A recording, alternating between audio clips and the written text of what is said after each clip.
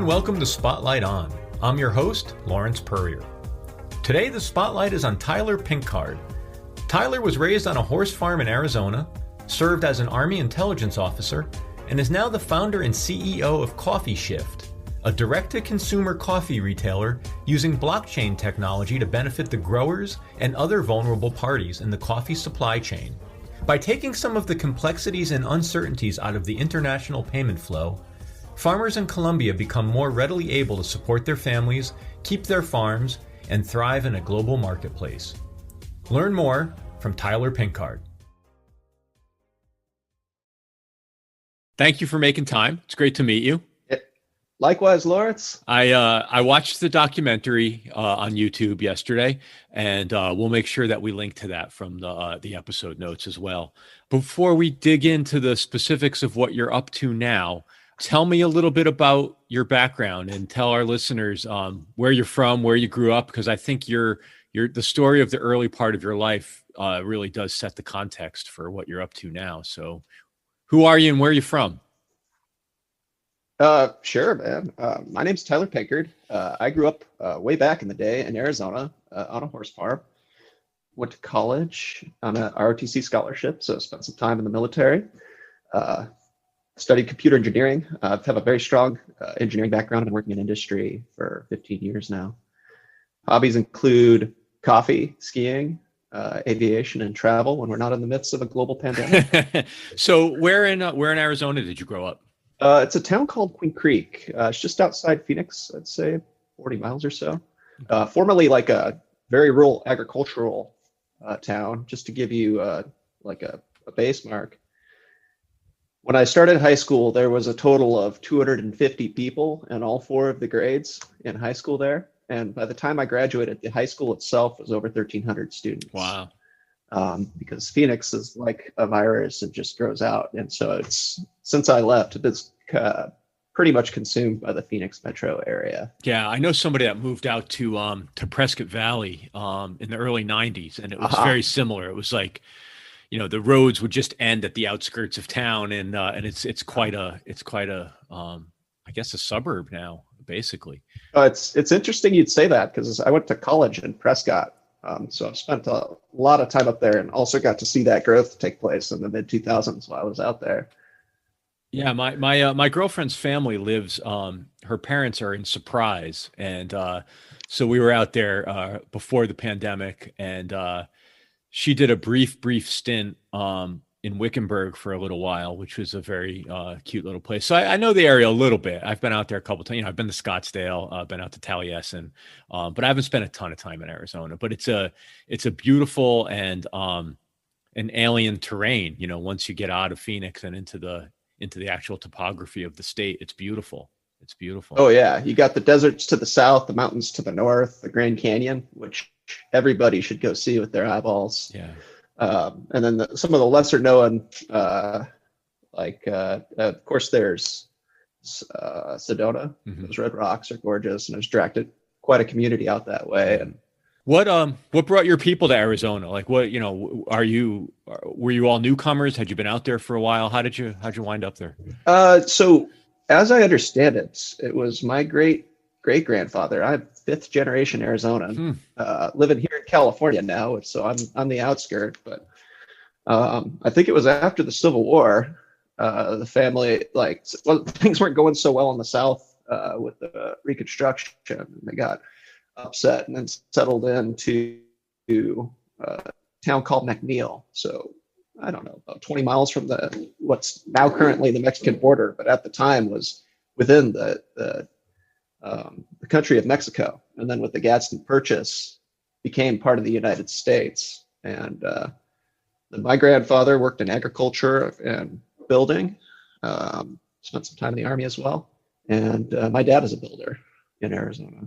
And so it's, agricultural roots, ranching specifically, with some farming. Have you ever heard of Pima cotton? Say it again. Pima cotton. You see it in clothing. Oh, okay. It's like a brand of clothing that was developed by my great uncle.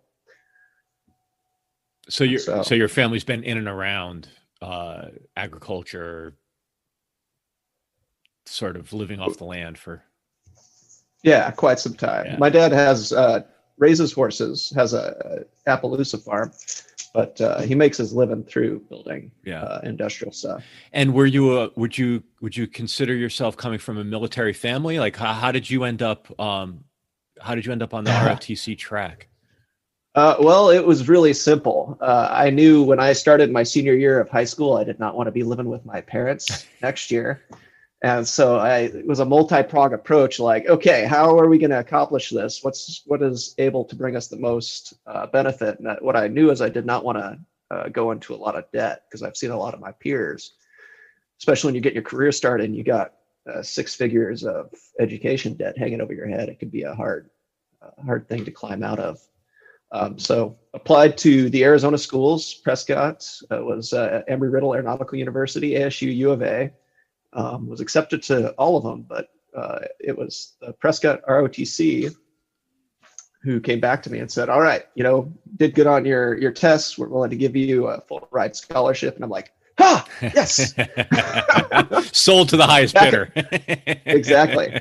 Like, we've got this problem solved. And it was, I went there because they were the first people to show up. But the fact that I did my education at Embry-Riddle was really beneficial to me in my career, because it was a small school with small class sizes and a lot of really good hands-on time with the instructors, which set me up for success. In my research I did as an undergrad, and then I pushed off into industry. Well, I feel like it's safe to say that we sort of live in a time where most people don't come into contact with military service, right? Like, it's, volunteer service.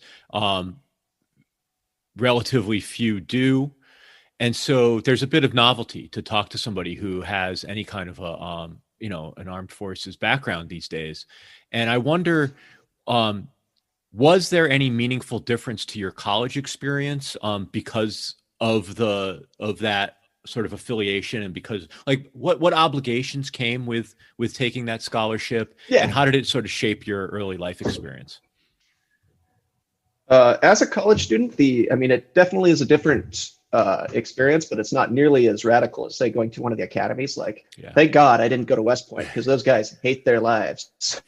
Like, they never seem to be having a good time when I would talk to them. But I've got my normal undergraduate engineering classes, but also you got to wake up 3 days a week for 6 a.m. physical training. So go down to the gym and go, do your push-ups, sit-ups, and exercise, keeps you in shape. And there's a college class you sign up for called military science. So when you're at first 2 years, it's just like a 1 credit hour class. So not really much in the way of like an obligation. And then that gets a little bigger. I think it turns into a twice a week class for the second 2 half.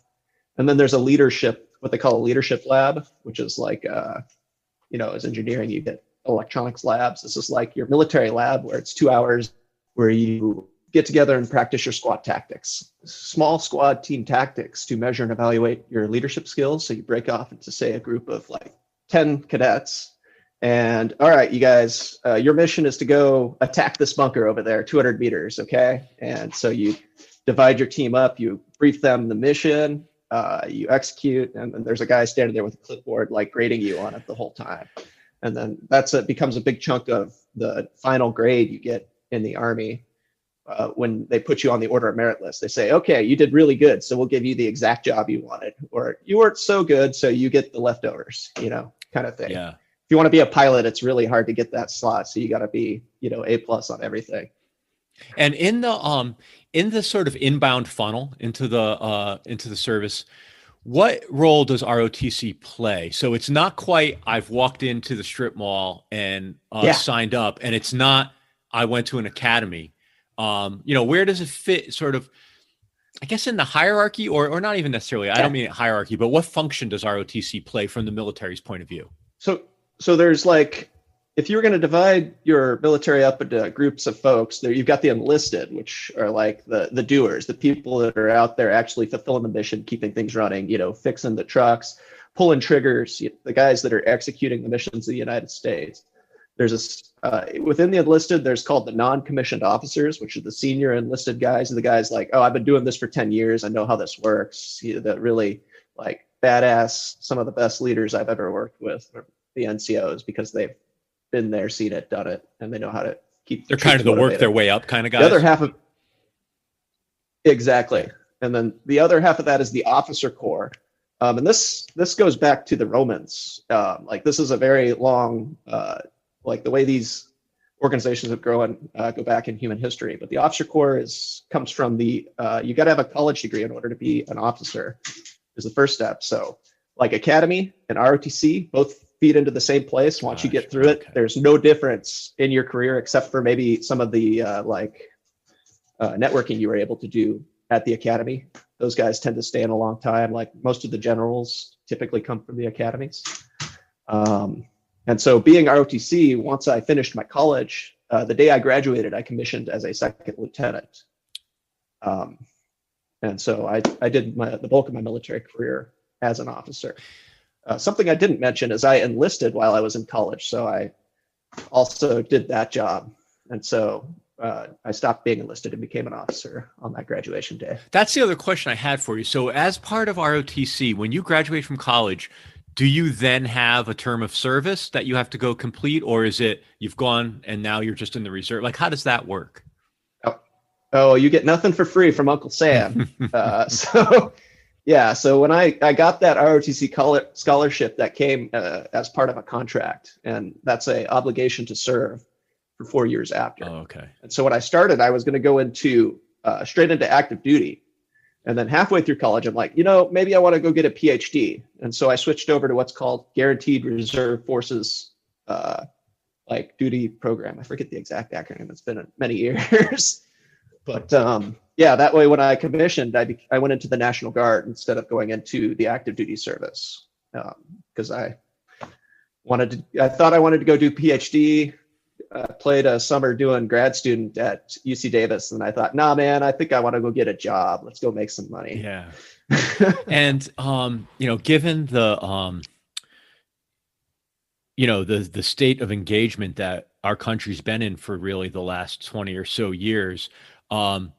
What era did you serve, and did you ever sort of have a notion that you wanted to see combat, or like how did the actual deployment shape into your mindset of being in the military? Oh yeah, well, I mean, when you're an 18-year-old kid, I was in high school when the towers came down on September 11th. I signed my contract into the Army on September 11th, 2003. So exactly 2 years after that happened. It was very strong. It's like, yeah, coach, put me in. I'm ready to go to war. Let me do this. All right. As I mentioned, I switched to a reserve forces duty because it's like, no, let's go to college. Let's do research. Let's focus in on that aspect. Still thinking, man, am I missing out? Should I be going to deployment, going to do that stuff? And it wasn't until my peers that I went through college with, that I went through ROTC with, sitting around pre-COVID times, like, hey, tell me about it. Like, dude, you didn't miss anything. It's just a bunch of stupid, like, dumbassery. The military is famous for, their mission is extremely hard, right? Go to Iraq and make it safe when those people there don't like each other. And here we are as the outside invaders trying to act as police. And like, soldiers aren't built to be police. They're built to go out and crush enemies. And so we can do it, what I can say about the military is the baseline level of professionalism is amongst the highest I've ever been around in any sort of environment I've worked on. So everybody's super motivated. They want to do well. But if the political considerations, what is it we're trying to do, don't align with what the people on the ground, it makes for unhappiness. Yeah. I don't have too many strong opinions on, whether what we're doing there is right or wrong, but I do know that I don't like putting friends in the ground. Yeah. I've talked to several veterans, including family members, my dad, and one of the common themes, and I guess it seeps its way into pop culture as well, is sort of what you called the dumbassery, and a lot of the waiting and the killing time you take a lot of young men and put them in that situation, and all manner of like dumbassery ensues. Shenanigans. Yeah. Yes, soldiers being soldiers, man. Like, what were you thinking? Yeah. And yeah, then you give them heavy equipment and explosives, or just the skills to be, to have some ingenuity, and all kinds of hijinks ensue. And part of that falls on the leadership, right? Like, you can't allow your men to get bored, because then they will do silly stuff to embarrass you. So how do you structure your training schedules, your regiment, around making sure that they're fully engaged in a way that makes them feel good about their job? Yeah, I always thought about it as like having a Labrador puppy, and it's like, you better make sure that puppy's tired, or he's going to eat your couch. Oh yes, no, that's one of the best analogies that I've ever heard. It's exactly like that. I mean, it's a 19-year-old kid who's like mostly pissed off, it's in the best shape of their life, and like, yeah, put them in and get them used. Yeah. So, tell me a little bit about what's that transition like now? So you've spent your college years and then a chunk of time afterwards in a very specific sort of mental model and context. What's your transition into civilian life, and professionally and personally? How does that work for you? So I did it in the National Guard. So I didn't like do the whole, all right, no more of the Army, and now I'm just 100% civilian. It's the marketing term is 1 week in a month, 2 weeks a year. The actual obligation becomes a lot more involved than that.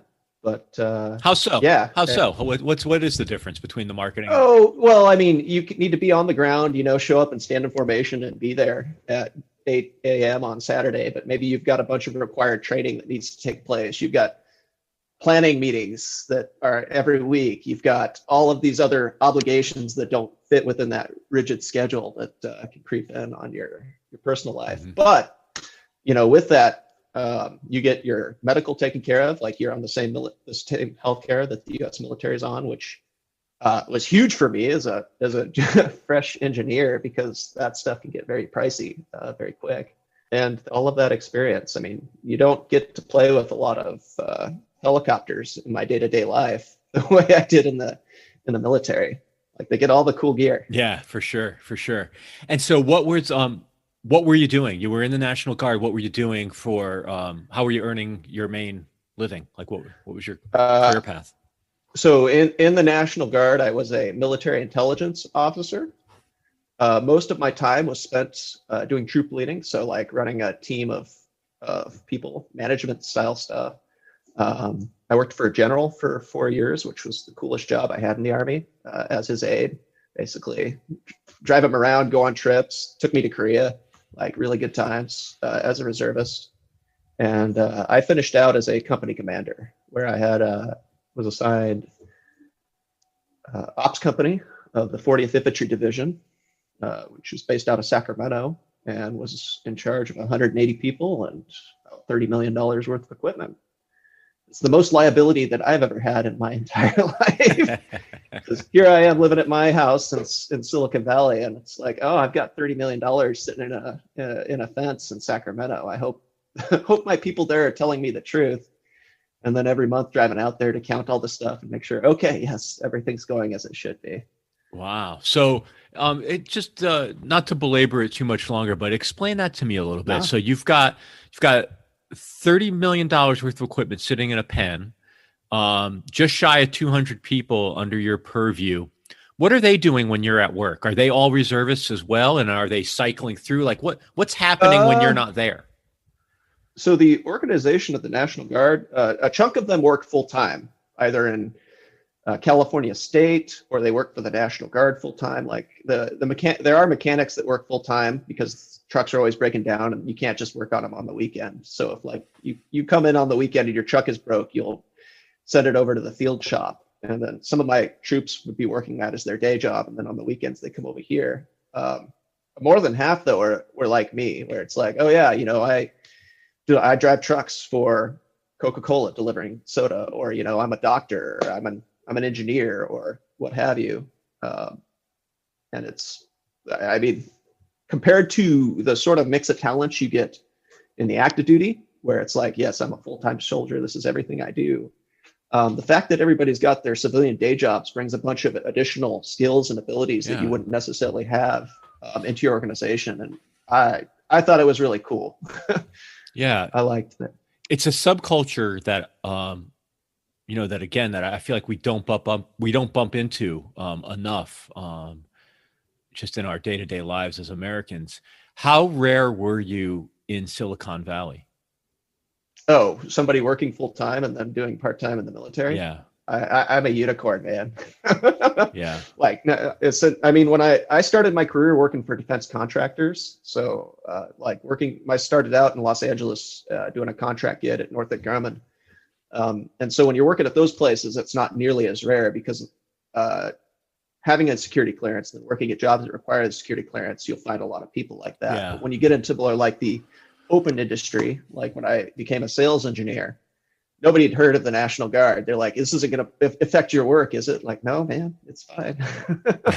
Actually, I would argue it makes me more effective because, I've got this basis of experience and all of this really crazy leadership experience you're not going to get anywhere else. I mean, if you can deal with people telling you what to do, the military, there's almost no better place to start your career because launching out of that can put you on so many different tracks to success and get new sets of skills along the way. Yeah. Yeah.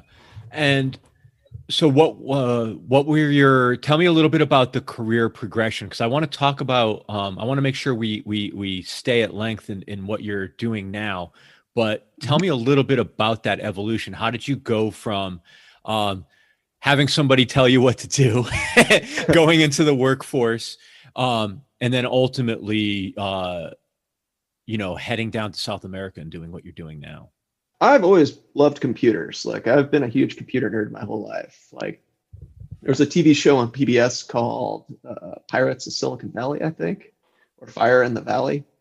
But it was about the early computer industry, like Steve Jobs and Bill Gates and how they built their small little empires to grow up. And I just thought that was the coolest thing. Like, always been fascinated with that stuff. Mentioned how I knew I wanted to go to college, but wasn't sure how to pay for it. And ROTC became a really good fit for me. Studied computer engineering. Then when I graduated, I had about 9 months of active duty training where you go through and become all of your initial officer stuff. Like, this is how to be a military intelligence officer. Once that finished, I moved out to Los Angeles to go work for Northrop Grumman on a satellite program. Super cool. Because I also had been a big fan of space stuff. Yeah. Worked there for about 2.5 years. And then took a similar job in the Valley, which brought me to Northern California, working for General Dynamics. But still, and I took that job because, like, man, Silicon Valley seems cool. Seems like the place to be as a technologist. Like, this seems where, like, I need to be. Got recruited into startups, a little company called Zeta.net, where I was selling backup software to small businesses, small home offices. A very strong switch from like the super technical computer systems engineering to, talking to people, answering that stuff, which I thought was super cool. Get to work around with really cool people. One of the guys at that company was the founding engineer at Netscape. Oh, nice. So like, this dude invented the internet cookie, like him, Lou Matuli, and it's just like, I get all fangirly about that stuff. Like, woo! Yeah, of course. Things that aren't going to happen on a horse farm in Arizona. From there, I got recruited into a blockchain startup as like employee number 3. CEO was Chris Finan. He's came out of the Air Force Academy. So we had that military, like, man, I like this guy. I know what he's looking for. We know how to communicate. Really good dude. And we were selling blockchain software to the Royal Bank of Canada, built their credit card reward system. And I came in as like the primary systems integrator, like get that stuff in their system, make it work, collect requirements, keep the customer happy. And that's where I got a lot of my blockchain experience. That's where that sets the stage for the coffee experiment that we're doing right now. Yeah. Also, it's at that job where I start to realize like selling software is really hard. on a business sense, like what's cool about selling software is your incremental cost is effectively zero. All of the work goes into making that first copy. Like think Microsoft Windows, right? But I could print those CD-ROMs day in and day out, and it cost me no extra to make that one more unit. And that's not true with pretty much any other product out there. And yeah, while I was at Manifold Technology, I met my wife. She's Colombian. We went down to Colombia after our wedding and she asked me when we got there, do you want to go to like the coffee, like Disneyland? They've got an amusement park that's coffee themed, that's like very curated, or do you want to go to like the real coffee farm? And I touched on my agricultural background. Like, no, put me in with the farmers. Like, I want to see how that goes. Yeah, for sure. And I was just taken aback. Like, there's so much work that goes into the coffee, and then what the farmers receive for the amount of effort that goes into producing that bean, which is where 70% of the end product come from, how well that bean is grown, is just astounding. Like 90% of the value chain is captured in the logistics and the roasting, bringing it to you here in the US. And it's like, man, I feel like we got to do something to help. There's got to be a better way. Yeah. And then I'm sorry to interrupt, but I have to ask, what was the core problem or the core opportunity that you identified that you said this is begging for a solution, or at the very least, this is begging for someone to think about it? Well, it was when I went to the coffee farm. They had a truck show up, and they've got their dried coffee beans. They're still green but not roasted, sitting in the big jute bags. I don't have one in here. I've got it downstairs, but you see them on the walls. Yep. You go to coffee shops. And like, okay, the guys are throwing these bags in. I'm like, oh, let me help. So I throw these bags in. We fill up the truck with these coffee bags. And I was asking Juan Carlos, who's my co-founder, so how much do you get for that coffee? And he's like, well, each one of those bags is $1. And these are 70 kilos of green coffee. And like right there in my head, just doing the, if I'm spending $12 a pound on coffee in the US, like where is all of this going? Because it's not going to the people doing the work. And that was my epiphany. Bam, like there's got to be a better way to do this. And it combined with a change in regulation in Colombia, where formerly all exports out of Colombia had to go through the state coffee federation. Now they're allowing individual farmers to export directly. And that's my other co-founder, Mauricio. And so we've vertically integrated all the way from the where they're growing to the export to the United States to the end consumer. And so is that essentially that consolidation, that vertical integration results in a direct-to-consumer business? Yes, that was previously not possible? Yes, exactly. And then, so that's the sort of business innovation. What role does technology play in that beyond, mundane things like you need e-commerce software or you need transaction software? Like what's the technology enabler there? Well, as part of exports, you have to pay, there's a lot of controls in place on the payments going back to the farmers, right? They want to make sure that they're getting paid for what they say, because there's been issues where the Coffee Federation wants to make sure when they export coffee, the funds for that make it back into Colombia and are reinvested. They're not just end up in a bank account in Panama. So I don't know if you've tried to send money internationally, but if I when I started doing this, I was just doing straight wire transfers to pay for this. And a wire transfer cost me $45 to Colombia. And that's nuts. That's crazy. That's another thing that grinds my gears. When I'm getting charged to use my money, it's like, oh no, that's not how this is supposed to work. So you want to send $1,000, Bank of America or Wells Fargo, whomever says, okay, that's your bill is $1,045, and arguably the $45 has some interchange costs that they have for dealing with other banks, but it's basically it costs them $1, and they're making their 44, and you've just paid to use your money. Yep, precisely. And so what can we do to get rid of that? Well, I can't switch 100% over to blockchain payments right now because I have to demonstrate that payment remediation, or there's a term for it, when you repatriation back to Colombia through standard accounts. I work for Bill.com today as my day job. And I switched to using Bill.com to do those international payments. Since I've been working there, they added Colombia as a destination country. So it's just like, wow, this is great. And I don't get that $45 charge sending it through them. They make their money in a little bit different fashion. So that's one optimization. But also, there's I think the farmers should be getting paid more. And if I can't pay them more, I can pay them more directly for this, but I want to be able to allow the end consumer to tip the farmers. Like, hey, this coffee's astounding, delicious. And you could send dollars, that would be cool, but I think it'd be much more cool to do it with Bitcoin or Ethereum, send it through a public blockchain. So we still are able to demonstrate the payment repatriation to the Coffee Federation, but also have a second payment channel that goes to the farmers directly.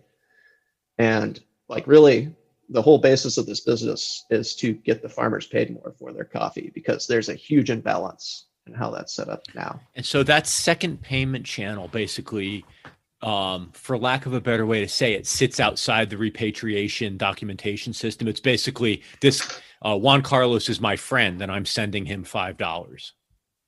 Yeah, it could be that way. Or it's like, damn, that was a really good bag of coffee. I want to say thank you. So I was thinking more like, here's 50 cents as opposed to $5. Yeah. But the point is, from the regulatory body's point of view, they're not concerned with that transaction because it has nothing to do with the transfer of goods or anything like that. Their books are already balanced. Yeah. And so by consolidating through the vertical integration in the direct to consumer business, is that also generating more money for the growers and the farmers, or that's a separate? Oh, yeah. Okay. Yeah, definitely. I mean, it's priced as a premium product right now, and the whole reason is because we pay more for that coffee right there. One of the things that came up during the documentary, I want to make sure I understood it correctly, was that, and please correct me, is that the nature of coffee as a commodity and the price fluctuations. Basically, if I understood correctly, there were families or farmers who, by all rights, they should stop growing coffee because it's either unpredictable or there's whole periods of time where the money doesn't make sense, but it's what they do, and so they continue to grow coffee. And so one of the perceptions I left was that you were somehow evening out those price fluctuations for them, or helping them experience a different aspect of the financial market. See, I think about it like how we think about wine here in California, right? Like, I was at Juan Carlos's house, or at his farm, and he pours me some coffee. I'm like, this is amazing coffee. Like, there's no reason this should be $100 $1.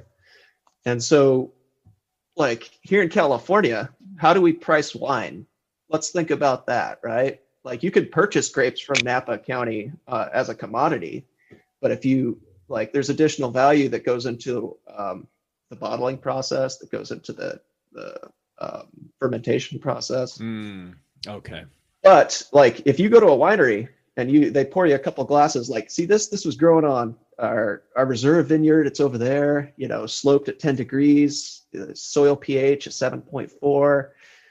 You get those warm summer days with those cool summer nights, and it just makes for this really good. And the term I've heard it called, it's a French word, and forgive me, I don't speak French. Tour, I think, is the, if we can apply those same ideas that we do to wine on this coffee market, you break the commodity cycle, right? If I can grow one beans that are, not growing well, not the great growing techniques, and then another that are just primo, excellent, everything, and then they both sell for the same value, there's a mismatch here. There's an opportunity. Yeah. And that's the second half that plays into it. It's not just paying the farmers more, but we have a premium product. How do you position this and break that commodity cycle? And so you're telling a story basically around the commodity, and that breaks the cycle in a way. Yeah. Yeah. And also, what is it about coffee grown in Caldas that makes it different than coffee grown in Antioquia? Is it the altitude? Is it the humidity? Is it the temperature changes? Yeah. Those are questions that I had when I started on this journey that I've been working to answer. And then if I can take that and use it to train other folks. That was the idea with our connoisseur kit, where we package up 4 different roasts into a single, so you can do like a little tasting at home and see what it is that your palate likes best. And what's the reception on the consumer side to your product? Very positive from where I'm at. I mean, this is my first like internet business, so marketing has been the learning marketing journey has been very fun for me. It's been a lot of new skills. But once I get it in front of people, they're like, "Oh crap, this is amazing!" Like, I'll go do tasting events where I'll set up with my different roasts and my French presses and pour coffee, and like, I love talking about coffee. And yeah, I get a lot of positives. The feedback I have is like, when are we expanding into other countries? And that's on the way. Yeah. So is the notion right now that you will be a direct to consumer business, or are you looking like, is there distribution through supermarkets or specialty shops, or is your play about direct to consumer? I focused on direct to consumer to start because the margins are highest. Yeah. This is like, when I went down and first met the coffee farmers, their dream is to sell to Walmart. And I'm like, well, I don't know, man, because selling to Walmart's hard, because I don't know if you're familiar with their vendor contracts. They go out of their way to make it difficult to supply them and build them in such a way as you're not going to make that much profit. But if you think of this from commodity terms, like, I'm just trying to move units. I want to sell 10,000 pounds. I don't want to sell 10,000 pounds I want to send of $1 a pound coffee. I'd rather sell 100 pounds of $10 a pound coffee. Yeah. Yeah, it seems like doing a deal with Walmart or whoever the analog is, not to pick on them, is the path to the $1 a pound. Yes. It's the guaranteed path to $1 a pound, and a lot of heartache along the way. It can. Yeah. Not to say that we aren't. Like, we have had some business to business. Like, I've focused in on some of the startups here in Silicon Valley to provide coffee for them. Although, to be frank, in COVID times, that's pretty much evaporated as far as the direct, because there's nobody in offices drinking coffee out here right now. Yeah. Just to backtrack a little bit, what are the dynamics at play? You know, if the sellers are getting $1 for that 70 kilo bag, somebody's paying $1.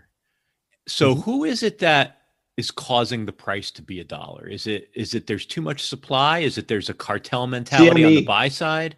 So there's 2 components here. There's the Chicago Mercantile Exchange, which sets the market prices on a given day. This is like the traders on the floor in Chicago. And then the other half of that is, in Colombia at least, is the Coffee Federation sets the day price for what they'll pay to the farmers.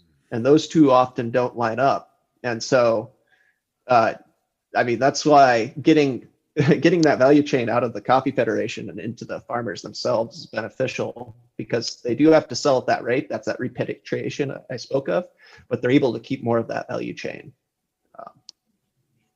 in order to help grow their local business. Do the Chicago and the Federation prices, like, what is that the money-making opportunity? Like the delta there, somebody plays that, like, what's the dynamic? Well, for the money-making opportunity for me is taking that $1 coffee and then not selling it for above that price, like, and then paying the farmers more for that price. Like, I want your best beans. Bring me your best beans, and I get their best beans because I pay them more than if they were to go and sell it to the Federation. But that I could argue, this is a thesis I've been working on quietly, that much of the modern financial system has been designed to extract value from the producers, from the farmers. And like that whole price setting scheme that I mentioned is not designed for the benefit of the farmers. It's designed for the benefit of the people setting the prices. It's a cartel mentality. I mean, there's no dressing it up. I think by almost any definition, you'd have to call it that. And so is that the infrastructure?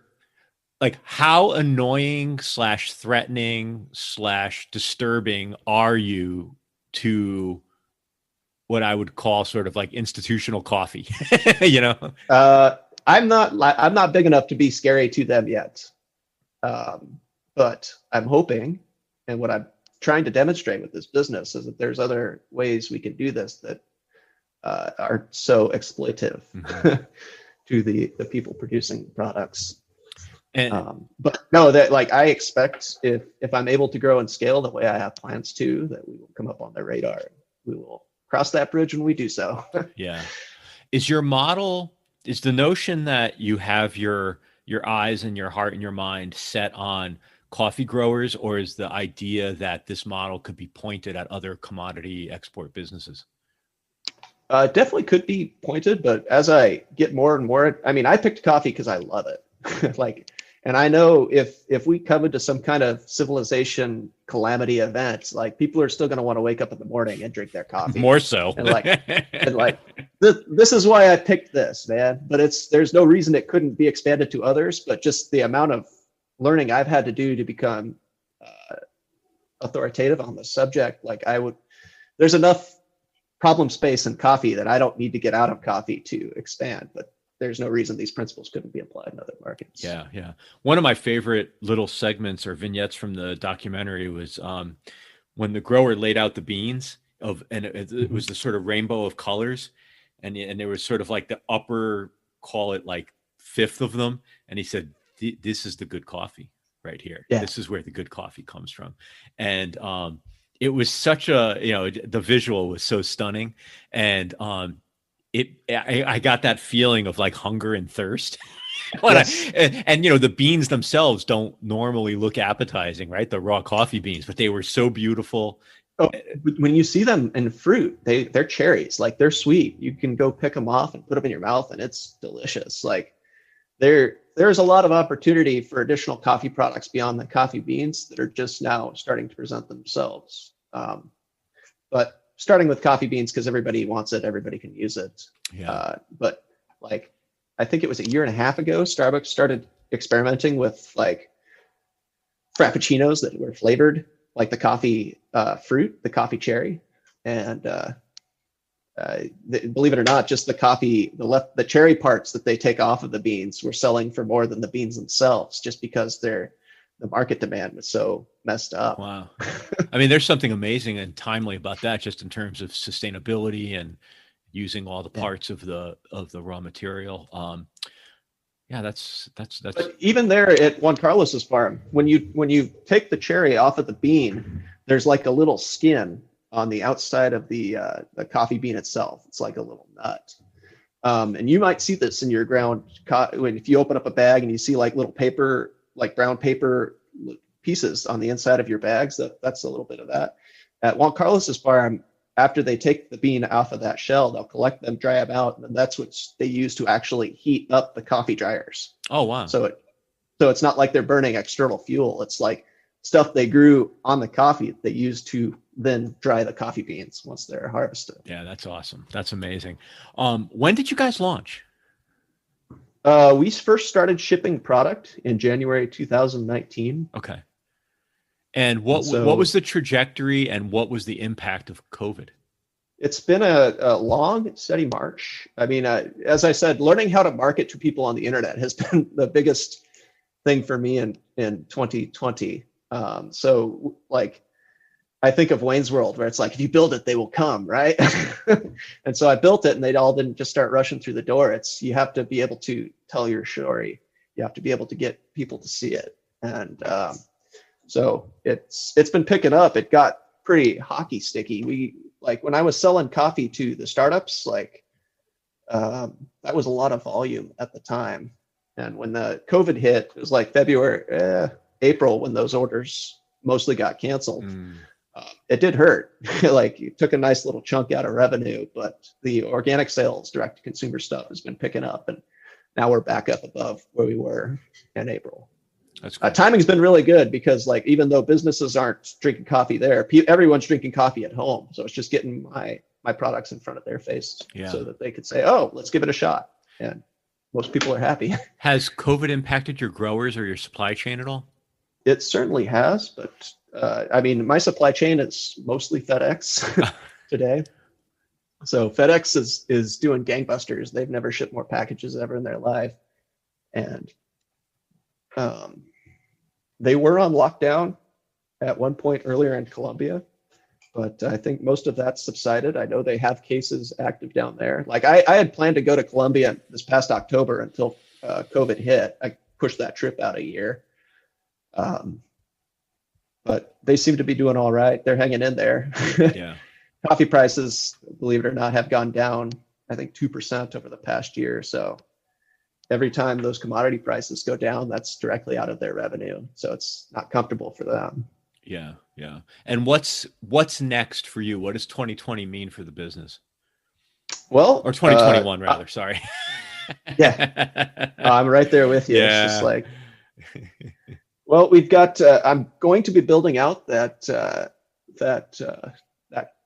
farmer tipping platform that I mentioned. So it's building the technology infrastructure to support that. We're doing a fundraise right now with WeFunder. So if any of this sounds interesting, I would encourage you to invest in our seed round. And we'll make sure we link to that from the episode notes too.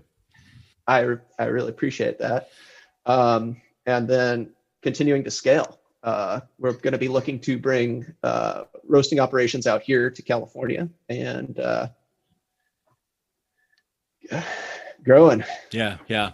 Have you? Has it been bootstrapped, or do you have investments so far? Or what have you done? I have been bootstrapping this out of pocket primarily. I have one outside investor who gave me 10 grand, and aside from that, it's all me. Wow, that's incredible. That's incredible. How does that feel? Dude, it's hard.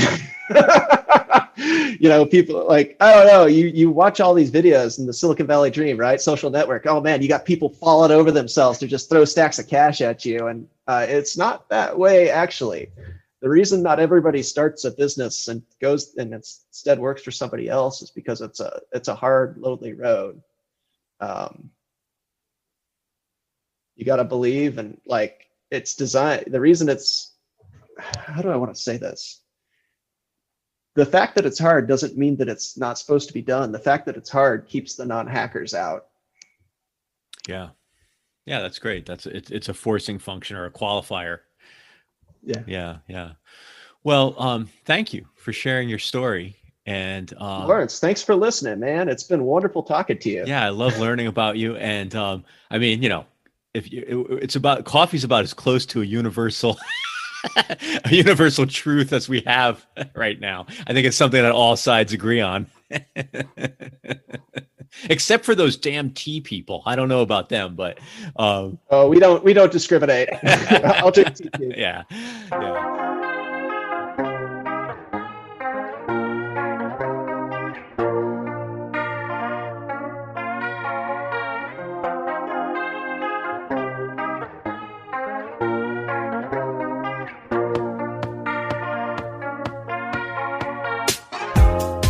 Thank you, Tyler and the team at Coffee Shift.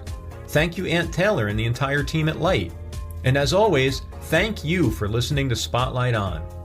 Get and share all of our past episodes, write a review, and even send us a message through our new website, spotlightonpodcast.com. Join us again next week, and in the meantime, be safe and stay in touch.